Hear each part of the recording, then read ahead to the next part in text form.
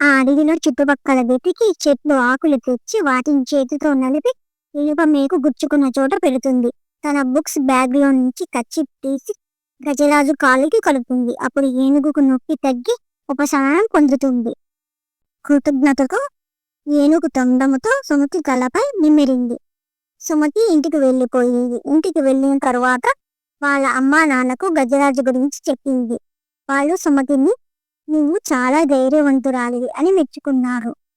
ఏనుగుకు సహాయం చేయడం అంటే ఎంత ధైర్యం అని వాళ్ళ తల్లిదండ్రులు అన్నారు. కొన్ని రోజులు గడిచాయి.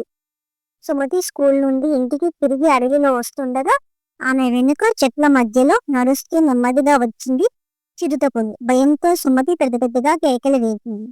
పక్కనే ఉన్న సుమతి మీద దాడి చెయ్యబోయింది. "అయ్యో కాపాడండి!" సుమతి అరుపులు విన్న ఏనుగు ఈ స్వరం ఎక్కడో విన్నట్టు